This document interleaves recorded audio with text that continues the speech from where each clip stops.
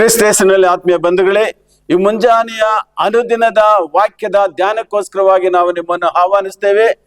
ಪವಿತ್ರ ಯೇಸುಗೆ ಎಂಬ ಸಭೆಯ ಪರವಾಗಿ ಈ ಆಶೀರ್ವಾದದ ವಾಕ್ಯವು ನಿಮ್ಮ ಜೀವನದಲ್ಲಿ ಲಭಿಸಲೆಂದು, ಈ ಆಶೀರ್ವಾದದ ವಾಕ್ಯ ನಿಮ್ಮನ್ನು ಮುನ್ನಡೆಸಲೆಂದು ನಾವು ಆಹ್ವಾನಿಸುವಾಗ, ದಯವಿಟ್ಟು ನೀವು ಸಹ ಈ ವಾಕ್ಯವನ್ನು ತೆಗೆದು ಆ ವಾಕ್ಯವನ್ನು ಓದುವಾಗ ದೇವರು ಇಂದು ನಮಗೆ ಇಟ್ಟಿರುವ ಅನುದಿನದ ಆಹಾರ ಏನು, ದೇವರು ನಮಗೆ ಇಟ್ಟಿರುವ ಆಶೀರ್ವಾದವೇನು ಎಂಬುದಾಗಿ ದೇವರನ್ನೇ ನಿರೀಕ್ಷಿಸುವರಾಗಿ ನಾವು ಪ್ರಾರ್ಥನೆ ಮುಖಾಂತರವಾಗಿ ಈ ವಾಕ್ಯದಲ್ಲಿ ಪಾಲ್ಗೊಳ್ಳುವಾಗ ಖಂಡಿತವಾಗಿ ಯೇಸು ಕ್ರಿಸ್ತರು ನಿಮ್ಮನ್ನು ಆಶೀರ್ವಾದ ಮಾಡಿ ನಿಮ್ಮ ಆಕಾಂಕ್ಷೆಗಳನ್ನು ಈಡೇರಿಸಿ ಅವರ ನಾಮವನ್ನು ಮಹಿಮತಕ್ಕದಾಗಿ ನಾವು ಈ ವಾಕ್ಯದಲ್ಲಿ ಧ್ಯಾನಿಸೋಣ.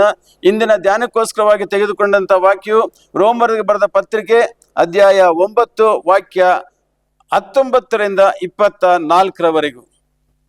ದೇವರ ಇಷ್ಟವನ್ನು ಎದುರಿಸುವವರು ಎಲ್ಲಿದ್ದರೂ ಆತನು ತಪ್ಪಿಡಿಯುವವನು ಹಾಗೆ ಎಂದು ನಮ್ಮನ್ನು ಕೇಳಿವಿ.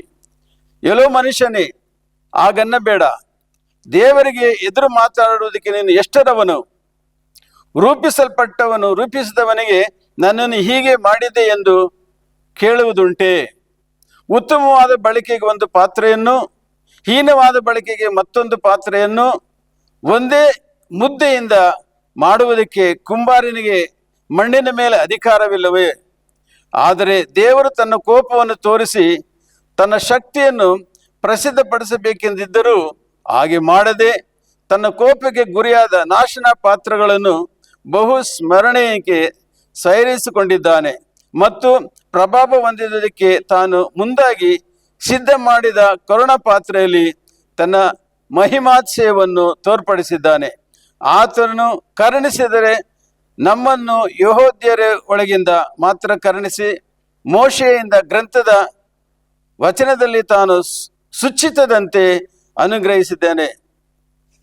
ಯೇಸು ಕ್ರಿಸ್ತಲೇ ಬಂಧುಗಳೇ, ಇಂದಿನ ವಾಕ್ಯದಲ್ಲಿ ದೇವರು ನಮ್ಮನ್ನು ಈ ರೀತಿಯಾಗಿ ನಮ್ಮನ್ನು ಎಚ್ಚರಿಸ್ತಾರೆ. ಕುಂಬಾರನ ಕೈಯಲ್ಲಿ ಜೇಡಿ ಮಣ್ಣಿದ್ದಾಗೆ ಈಗ ನಮ್ಮನ್ನು ನಿಮ್ಮ ಕೈಯಲ್ಲಿ ಅರ್ಪಿಸಿಕೊಳ್ಳುತ್ತೇವಪ್ಪ. ನೀವು ನಮ್ಮ ಕುಟುಂಬದ ಅಧಿಪತಿ ಆಗಿದ್ದೀರಾ. ನೀವೇ ನಮ್ಮ ಜೀವನಕ್ಕೆ ಪ್ರಾರಂಭವು ಕೊನೆಯಾಗಿದ್ದೀರಾ. ನೀವೇ ನಮ್ಮ ಜೀವನವನ್ನು ಮುನ್ನಡೆಸುವವರಾಗಿದ್ದೀರಾ ಎಂಬುದಾಗಿ ನಿಮ್ಮಲ್ಲೇ ಭರವಸೆ ಬಿಟ್ಟು ಈ ದಿನವನ್ನು ನಾವು ಪ್ರಾರಂಭಿಸುತ್ತೇವೆ. ನಿಮ್ಮ ಚಿತ್ತದಂತೆಯೇ ನಮ್ಮನ್ನು ನಡೆಸಿರಿ. ನಿಮ್ಮ ಚಿತ್ತವು ನಮ್ಮ ಜೀವನದಲ್ಲಿ ಪೂರ್ಣಗೊಳ್ಳಲಿ. ನಿಮ್ಮ ಆಳ್ವಿಕೆಯಲ್ಲಿ ನನ್ನ ನಡೆಸಲಿ ಎಂಬುದಾಗಿ ನಮ್ಮ ಕುಟುಂಬದ ಅಂಗಸ್ಥರನ್ನು ಒಪ್ಪಿಸಿಕೊಡುತ್ತೇವೆ.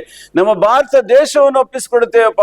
ದೇಶದ ನಾಯಕರುಗಳನ್ನು ದಯವಿಟ್ಟು ಅವರು ಜನರ ಹಿತಕ್ಕೋಸ್ಕರವಾಗಿ ಶ್ರಮಿಸುವಂತೆ, ಜನರ ಹಿತವನ್ನು ಅವರ ಸ್ಮರಣೆಯಲ್ಲಿ ಇಟ್ಟುಕೊಂಡು ದೇಶದ ಉದ್ಧಾರಕ್ಕೋಸ್ಕರವಾಗಿ ಶ್ರಮಿಸುವಂತೆ ದೇಶದ ನಾಯಕರುಗಳೆಲ್ಲರನ್ನು, ಪ್ರಧಾನಮಂತ್ರಿಯಿಂದ ರಾಷ್ಟ್ರಪತಿಯಿಂದ ಎಲ್ಲ ಅಧಿಕಾರ ವರ್ಗದವರಿಂದ ಎಲ್ಲರನ್ನು ಆಶೀರ್ವಾದ ಮಾಡಿ ನಮ್ಮ ದೇಶವು ಆಶೀರ್ವದಿಸಲ್ಪಡಲು ನಾವು ಒಪ್ಪಿಸಿಕೊಡುತ್ತೇವೆ ತಂದೆ. ಆ ರೀತಿಯಾಗಿ ನಮ್ಮ ಕುಟುಂಬದಲ್ಲಿರುವ ಮಕ್ಕಳನ್ನು ಸಹ ನಾವು ಆಶೀರ್ವಾದ ಮಾಡಿರಿ. ಸಭೆಯನ್ನು ನಡೆಸ್ತಕ್ಕಂಥ ಸಭಾ ಪಾಲಕರನ್ನು ಆಶೀರ್ವಾದ ಮಾಡಿರಿ. ಸಭೆಗೆ ಬರುವವರು ಆಶೀರ್ವಾದ ಹೊಂದಿ ಹೋದುವರಂತೆ ಕೃಪೆ ತೋರಿ ನಡೆಸಿರಿ. ಈ ರೀತಿಯಾಗಿ ಈಗ ಪವಿತ್ರ ಯೇಸು ಎಂಬ ಸಭೆಯ ಪರವಾಗಿ ಪ್ರಕಟಿಸಲ್ಪಡುವ ಈ ವಾಕ್ಯವನ್ನು ನೀವು ಧ್ಯಾನಿಸುವಾಗ ಇನ್ನೂ ಅಧಿಕವಾದ ರೀತಿಯಲ್ಲಿ ನೀವು ಆಶೀರ್ವಾದ ಹೊಂದತಕ್ಕದಾಗಿ ನಿಮ್ಮ ಪವಿತ್ರ ಪಾಲ ಅರ್ಪಿಸಿಕೊಳ್ಳುತ್ತೇವೆ. ಯೇಸು ಒಬ್ಬೊಬ್ಬರನ್ನು ಕುಟುಂಬ ಹೆಸರೇಸಾಗಿ ನಮ್ಮ ದೇಶವನ್ನು, ದೇಶದ ಎಲ್ಲ ಪ್ರಜೆಗಳನ್ನು ಆಶೀರ್ವದಿಸಬೇಕಾಗಿ ನಮ್ಮ ಮಧ್ಯಸ್ಥರಾದ ಯೇಸು ಕ್ರಿಸ್ತರ ನಾಮದಲ್ಲಿ ಬೇಡಿ ಆಶೀರ್ವಾದವನ್ನು ಹೊಂದುತ್ತೇವೆ. ಜೀವವುಳ್ಳ ಒಳ್ಳೆಯ ತಂದೆ, ಆಮೇನ್. ಈ ವಾಕ್ಯದಲ್ಲಿ ಪಾಲ್ಗೊಳ್ಳಿರಿ. ದೇವರೇ ನಿಮ್ಮನ್ನು ಅಧಿಕವಾದ ರೀತಿಯಲ್ಲಿ ಈ ವರ್ಷದಲ್ಲಿ ನಿಮ್ಮನ್ನು ಆಶೀರ್ವಾದ ಮಾಡಲಿ. ಆಮೇನ್.